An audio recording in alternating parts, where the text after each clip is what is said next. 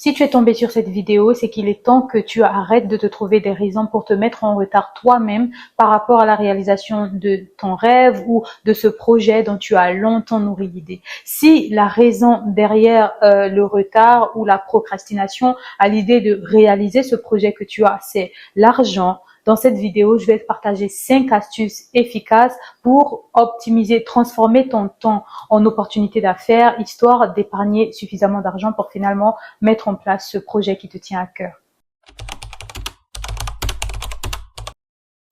La première astuce, c'est de mettre tes compétences au service des entreprises ou particuliers en échange d'argent. Je viens juste te donner la définition d'un emploi. Ben voilà. Comme ça, tu es sûr que tu n'es pas au chômage, quoique tu n'es pas un employé de ces entreprises-là ou particulier. Ça s'appelle le freelance. Le freelance, en fait, c'est une technique de travail indépendant qui consiste à offrir ou à vendre ses compétences aux organisations, aux entreprises ou particuliers dans le besoin. On est tous doués quelque part, que ça soit dans l'écriture, dans la cuisine, la rédaction, l'art oratoire, le design, la programmation et j'en passe. Le freelance, en fait, consiste à justement vous rapprocher d'une entreprise et leur proposer ce que vous savez faire dans un domaine particulier, parce que la plupart du temps, ces compagnies-là n'embauchent pas toujours les personnes qui viennent déposer leur CV, etc.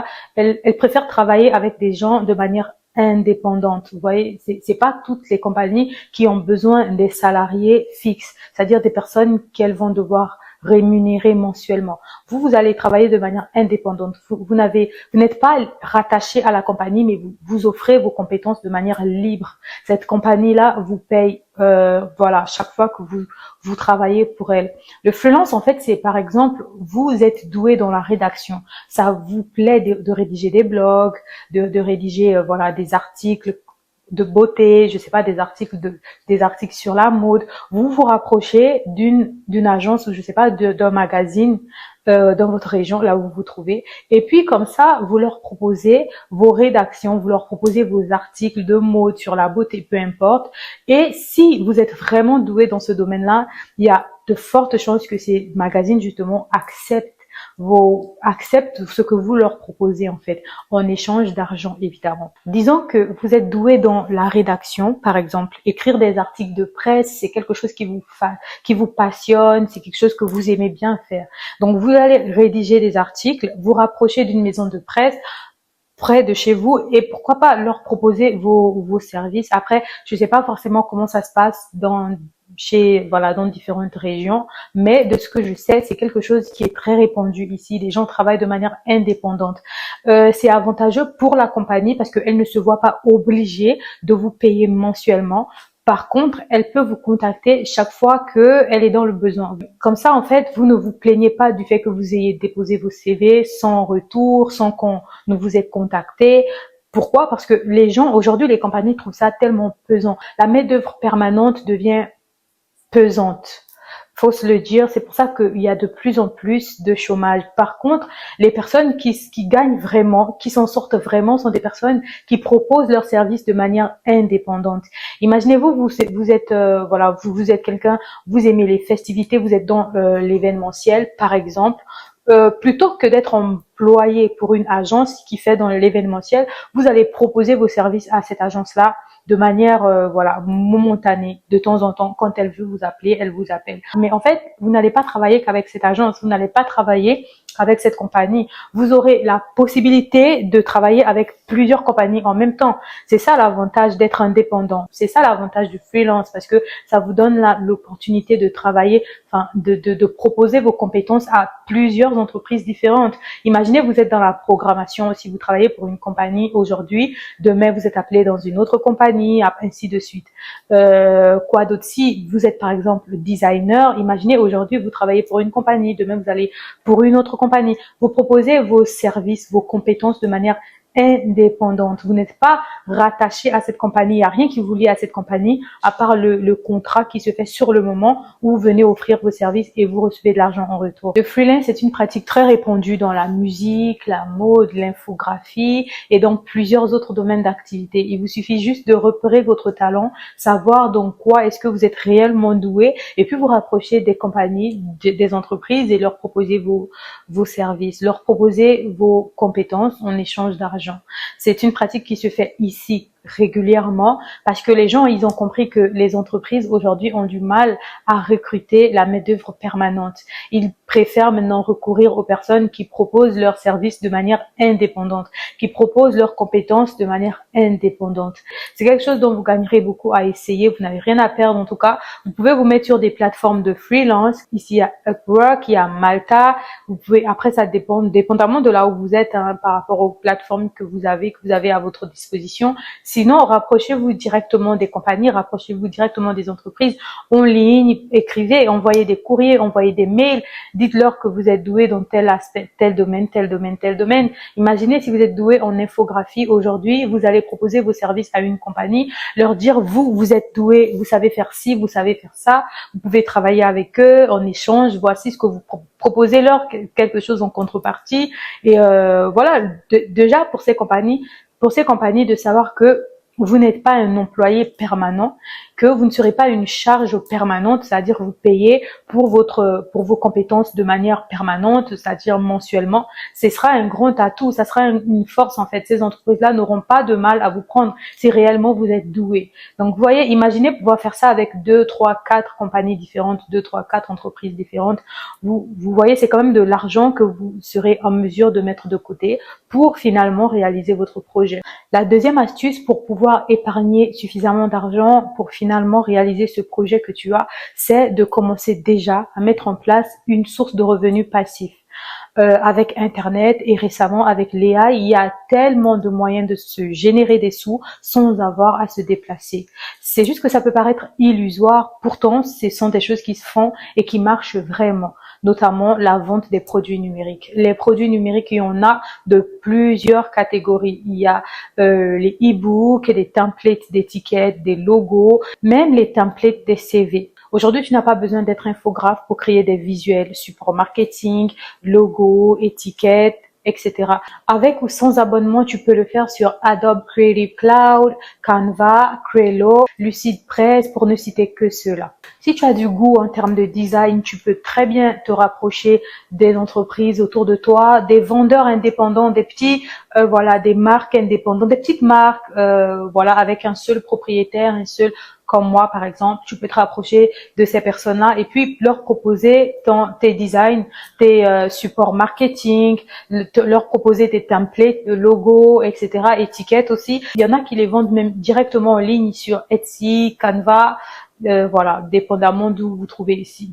Après, aujourd'hui, tu peux même utiliser Facebook pour vendre tes services, pour vendre tes produits. Il suffit que tu sois repérable sur une plateforme et puis tu proposes aux gens, aux vendeurs indépendants, les petites entreprises, leur proposer tes templates de logos, d'étiquettes, etc., de designer et pourquoi pas même les CV. Récemment, j'ai appris avec ma nièce qu'il y a des gens qui payent pour se faire des CV. Si tu t'en sors très bien avec Adobe Creative Cloud, Canva, Lucidpress, toutes ces plateformes-là d'infographie, tu peux te rapprocher, tu peux y aller, tu peux t'y mettre sérieusement et puis pouvoir vendre des produits numériques. Ça se fait. Les e-books, n'en parlons même pas parce qu'aujourd'hui, il te suffit d'être doué, par exemple, je sais pas, dans la cuisine, dans la mode.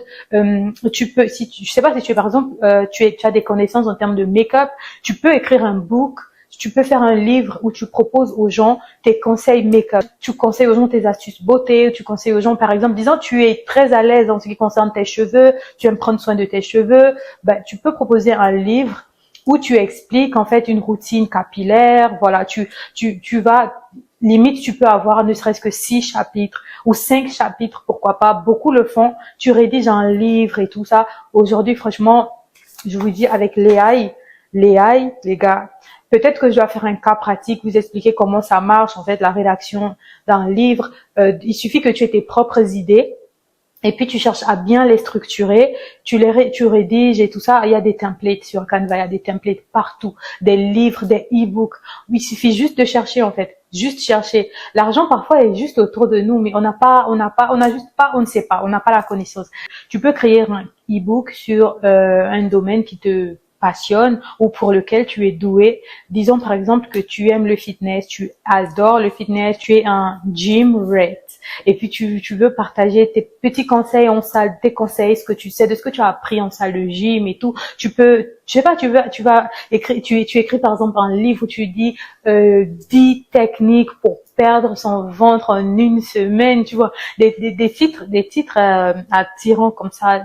Si tu le fais, forcément tu vas attirer à toi des personnes qui sont également intéressées au fitness, des personnes qui vont acheter ton livre parce qu'elles seront intéressées par rapport à ce que tu partages. Elles y verront un intérêt parce que voilà, c'est des passionnés aussi de sport, c'est des personnes qui travaillent en salle, qui aimeraient bien perdre le ventre, qui aimeraient ceci, qui aimeraient cela. Et si toi tu écris justement un e-book par rapport à ça, par rapport à la perte du ventre par exemple, comment avoir les abdos en une semaine, tu fais voilà des grands titres comme ça, les gens prendront, les gens l'achèteront. Il te faut juste une plateforme où les gens vont te connaître, où les gens vont découvrir tes produits en fait, que tu vends tes produits numériques. Ça, c'était un exemple parmi tant d'autres. Pour les passionnés de la cuisine, c'est pareil. Vous venir avec quelque chose comme 10 astuces pour manger sainement, je sais pas, 10 manières de manger sainement.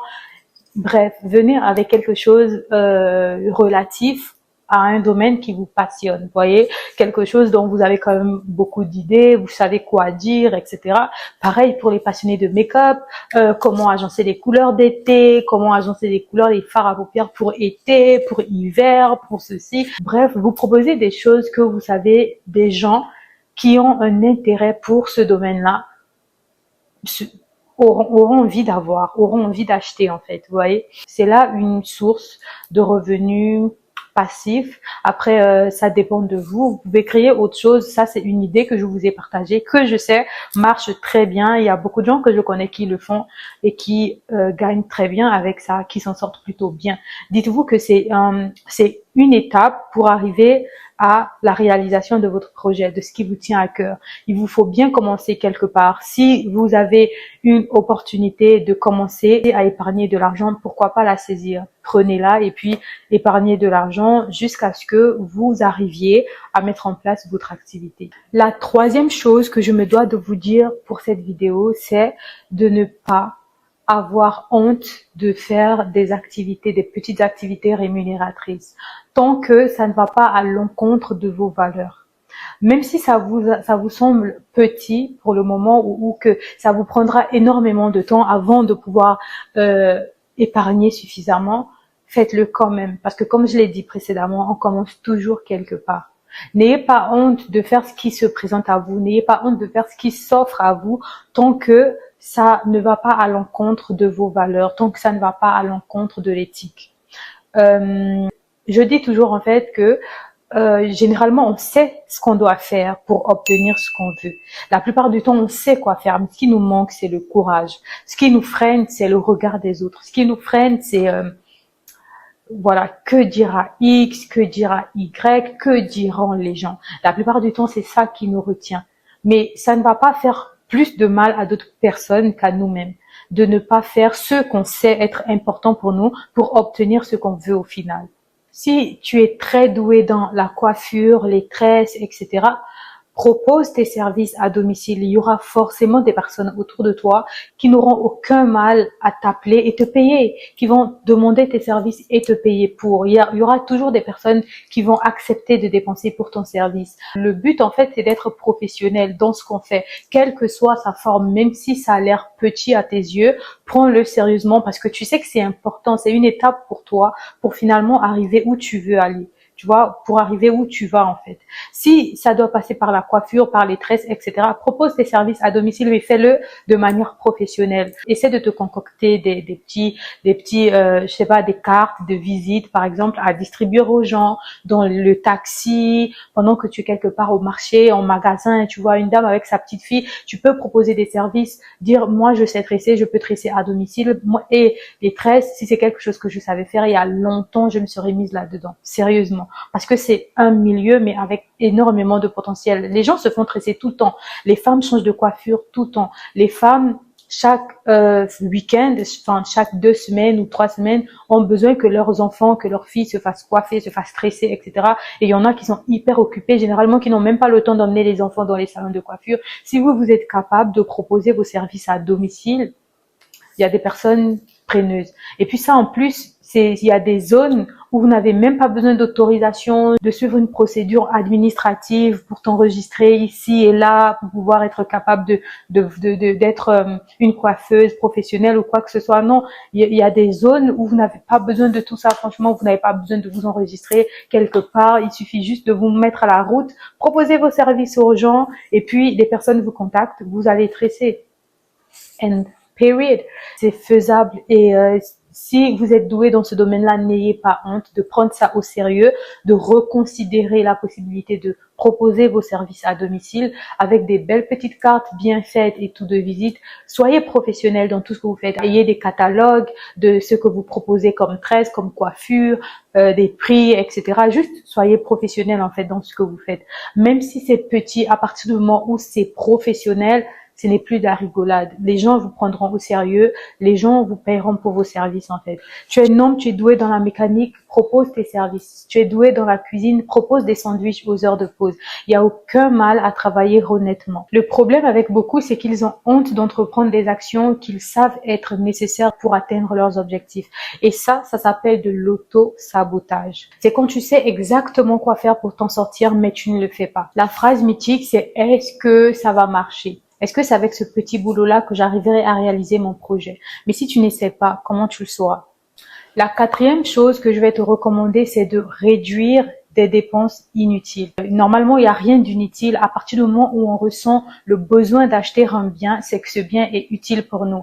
Mais ce que j'essaie de dire, c'est de lister les besoins par ordre de priorité ou de nécessité. C'est important pour réduire les dépenses, histoire d'être en mesure d'épargner quand même, d'avoir une petite marge d'épargne. Si tu ne le fais pas, tu n'arriveras pas à réaliser ce projet que tu as. Cette idée que tu as longtemps nourrie. C'est difficile à faire, mais en visualisant ton projet, en essayant de visualiser ton projet chaque jour, tu seras motivé à épargner. Tu dois inscrire ton projet de sorte à te le rappeler constamment. Tu peux le noter quelque part sur ton téléphone, dans tes blocs-notes, ou tu peux le mettre sur un tableau de visualisation, les vision boards. Si tu en as un, tu vas le mettre en fond d'écran. Comme ça, tu sais exactement quel est ton projet et ça va de sorte, en fait, tu vas le voir tout le temps. Chaque fois que tu déverrouilles ton téléphone, tu vois ton projet. Ça va préparer ton psychique, en fait, à te rappeler à chaque fois que tu devras faire une dépense inutile, que tu as ce projet-là à mettre en place. C'est comme ça que tu pourras réduire tes dépenses. Tu pourras dépenser de manière prudente. En gros, l'inaccomplissement de nos rêves ou de nos projets, la plupart du temps, n'est pas souvent lié, ou du moins n'est pas dû au manque d'argent, mais plutôt au manque d'ambition. Le véritable obstacle à la réalisation de nos projets, c'est l'inaction. En optimisant tes heures perdues et en développant une mentalité d'épargne et d'opportunité et d'épargne, tu pourras progressivement mettre de côté ce qu'il te faut pour réaliser ce rêve que tu as. Les rêves que nous avons, les projets que nous nous fixons, généralement nous viennent de notre esprit, de notre homme intérieur. Ça veut dire c'est quelque chose que notre homme intérieur réclame. On a certainement besoin de ça pour se sentir épanoui, pour se sentir heureux. Tous les rêves valent la peine d'être réalisés en fait. Tous les projets valent la peine d'être réalisés. Tant que il s'agit des projets réalistes, tant que c'est réalisable, ça vaut la peine d'être réalisé. Donc, ne te sous-estime pas toi-même, ne sous-estime pas ce que tu as à portée de main, mais plutôt saisis ça comme une opportunité pour commencer à épargner de l'argent jusqu'à ce que tu arrives à réaliser ce rêve que tu as. Il n'y a aucun rêve à négliger à partir du moment où c'est réalisable. Il n'y a aucun projet à négliger à partir du moment où ça nous vient de notre esprit et qu'on sait qu'on peut le réaliser si et seulement si on accomplit telle action, on met en place, on fait tel effort, on fait ceci, on fait cela.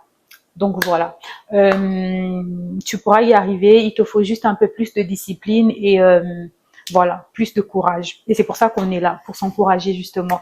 C'est ici que ma vidéo va s'arrêter. J'espère qu'elle vous a plu ou qu'elle vous aura plu. Parfois le français est compliqué, je m'excuse. Donc si vous avez aimé la vidéo, franchement n'hésitez pas à mettre un pouce.